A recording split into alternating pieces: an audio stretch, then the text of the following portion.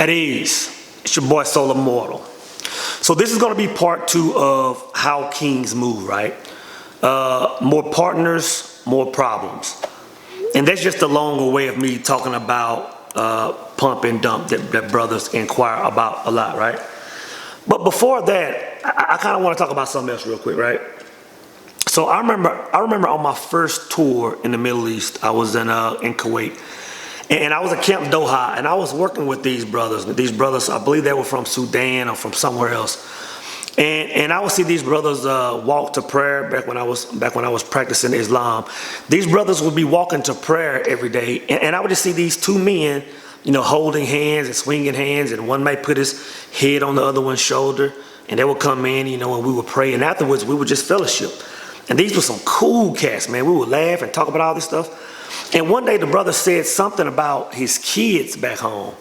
And I was like, oh man, I didn't know you had kids. He said, yeah, I have 2 kids and a wife, And then I said, well, I see you walking every morning with the guy, holding hands. And I'm like, what's that about? This was before I understood the culture, right? And he was like, that's my brother, like my brother. He said, there's a lot of things that we do over here that y'all wouldn't possibly understand in the West. And he was talking about how men interact, and he was talking about things like multiple wives. And he said because in the West, y'all's mind is so sex driven that's the go-to as soon as y'all talk about any kind of physical interaction.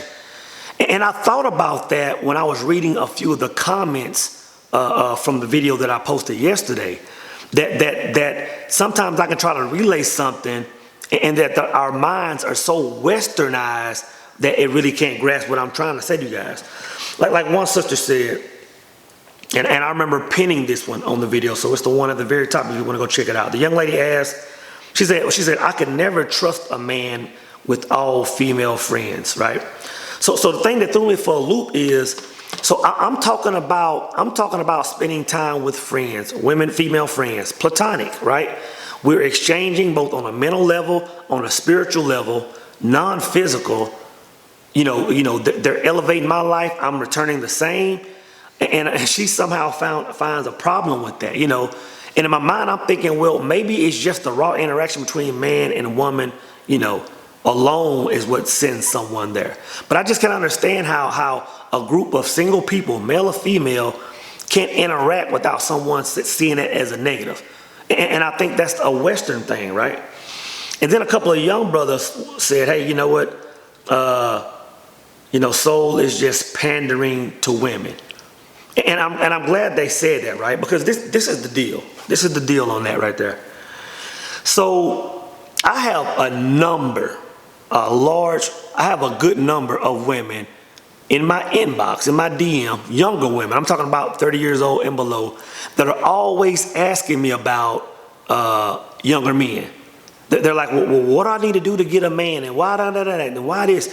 And the thing I'm realizing now is this, like us as men on YouTube have pushed this narrative of how women grow and go through these stages, talking to the Pookies and Ray Rays, end up hitting the wall and then look for a good man. Like we've talked that for so long, and it's a fact. That's what's always played out.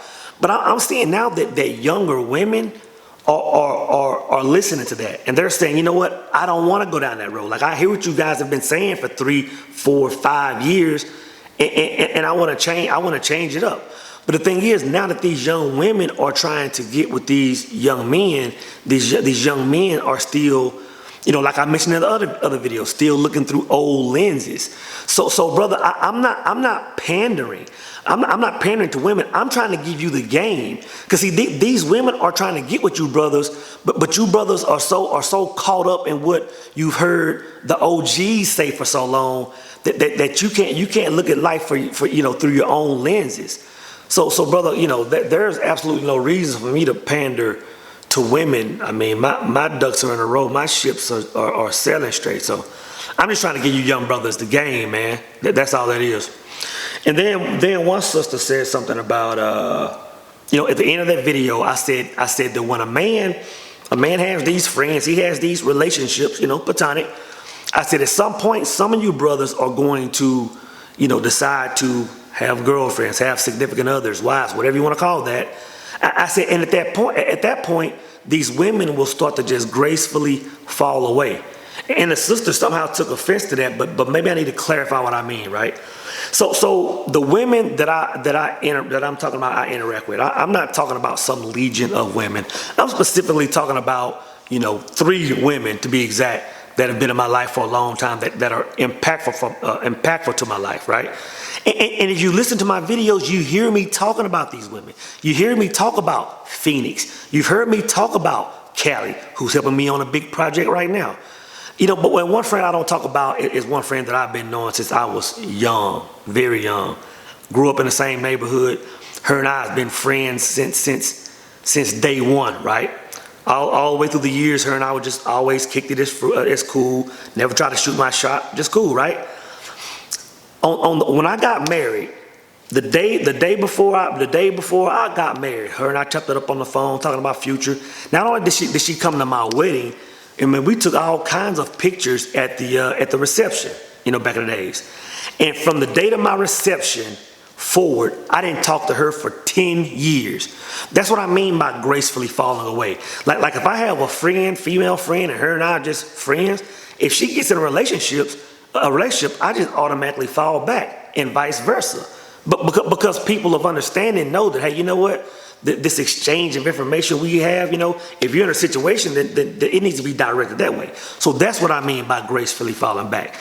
In no way, shape, form, or fashion am I saying that men or women should be in relationships and still have these friendships going on. So maybe that was the miscommunication. But anyway, so in this video, I want to focus on my views on pump and dump, which again, I called it, more partners, more problems. And I want to talk about why I disagree with it. So the first reason on why I disagree with the pump and dump lifestyle, right, is because it's a horrible return on investment, guys. But to understand that, you really have to understand what sex is. You really have to understand that you have to understand that you're distributing energy when you have sex, right? See, sex in the lowest form, in the physical, right, is simply a byproduct of the mental and the spiritual aspect that two people have together. Even in your one-night stand situations, this still has to take place. There has to be a mental and spiritual connection for that sex to play out, because again, it's a byproduct. It can never become the product. In other words, it can never become the go-to. And guys that live in this pump and dump lifestyle, like that's where they're vibrating. You know what I'm saying? And what you don't understand is there's so much waste going on when you make the byproduct the product, right? For example, gasoline. Gasoline is made by mixing all these chemicals up. Now, once the gasoline is made and removed, there's a small amount of fluid left. And that fluid is diesel fuel, right? Diesel fuel is the byproduct. It's a good thing. It's used to run certain type vehicles. But think about if diesel fuel became the product, right? Then you'll be using all these chemicals to make all these, thousands of gallons of gas just to get this small little return of diesel fuel. So it can't be the product. It has to be the byproduct. Because if not, you're living a life of waste. And that's what's taking place, guys, when guys are going around just having the ultimate goal of just, knocking down this woman, getting with this woman, discard. You're getting absolutely no return on investment. See, in my last video when I talked about my interaction with women, see, that's the greatest asset, the greatest investment you can get back from a woman, guys. When you can give a woman your ideas, when you can connect with a woman on a mental and spiritual level and feed that to her, what she's giving you back is far greater than what you're going to get between the sheets. And that's just one thing that the guys need to understand. So again, it's just a horrible return on investment. Now the thing is this: living in this state of mind will always have you wanting more and more and more, because you're feeding off something that's vibrating very low. It has a very short lifespan, right? As opposed to connecting on all levels. See, once a woman can give birth to some ideas, this is something you can chew on for days, weeks, months, maybe even years. When your primary goal is to interact with a woman strictly on this lowest level over and over and over, guys, I'm telling you that fuel has a very short lifespan. And I talked about this before, where in the book Outwitting the Devil, it talks about this man with this uncontrollable appetite. And I'm paraphrasing, but it says a man that has control over his sexual appetite, right? This man will never see poverty. Will never see poverty. And it easily ties a man's mindset, a man's activities to the fruit of his labor, to the results he's getting in his world. And most of the guys that I know that know personally that are chasing women nonstop, these guys are living miserable. These guys are broke. These guys are depressed. And again, it's because they're just feeding on low vibrational activities, guys. So the second reason on why I don't co-sign on the whole pump and dump lifestyle is simply because of my message, right? Now I'm fully aware that the things that we're putting on the internet today, anyone that makes YouTube videos, these pieces of information are going to be here for a long time, right? And the last thing I want is the promotion of sleeping with multiple and a variety of women attached to my legacy or my name, period, right? I'm fully aware that there are some young brothers that watch my videos and are coming to me for advice. The last thing I want is for these guys to go down a road of dealing with nothing but Proverbs 5 women, because that's all you're going to get. And it be because of me, right? I made a video the other day, and a brother just came on there, and I could tell he was a young brother just by the vibe of his post. And he just came out of nowhere and just made a comment like, oh, well, I slept with 127 women, and this, and I'm just like, I'm knocking them down, or whatever he said. And brother, I'm telling you, man, for the next 5 to 10 minutes after reading that, I was sad, man. Because in my mind, I said, who taught this brother this? I said, this is not of his own thinking. I said, somebody, either whether it was a repetition of watching videos, whether it was listening to music, I said, someone put this in this young man's mind. And I said, this is not, this whole pumping up, sleeping with a variety is not something I want attached to my name. You know what I'm saying? At the same time, I have to say, you know what? I have a nephew, I have a son, I have a lot of young guys that look to me for advice. This is not the road I'm trying to lead for them. This is not the message that I want to be said or attached to my name when I'm gone. You know what I'm saying? Because it's destructive, guys.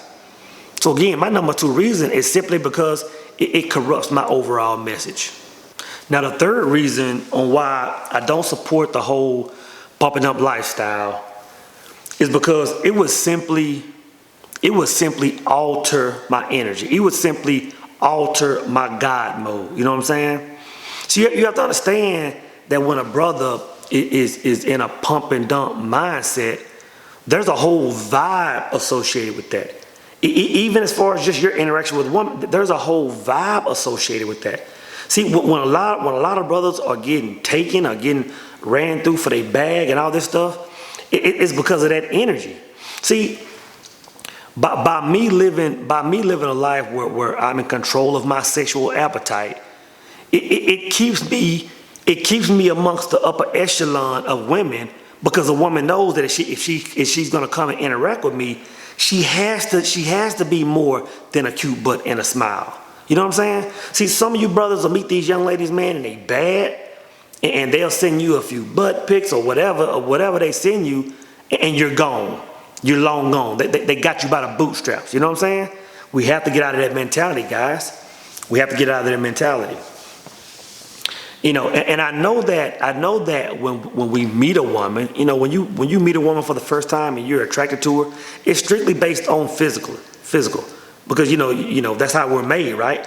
But once you get to chopping it up with this lady, and you're fully aware that you're fully satisfied with her physically or whatever, brother, you got to pump the brakes.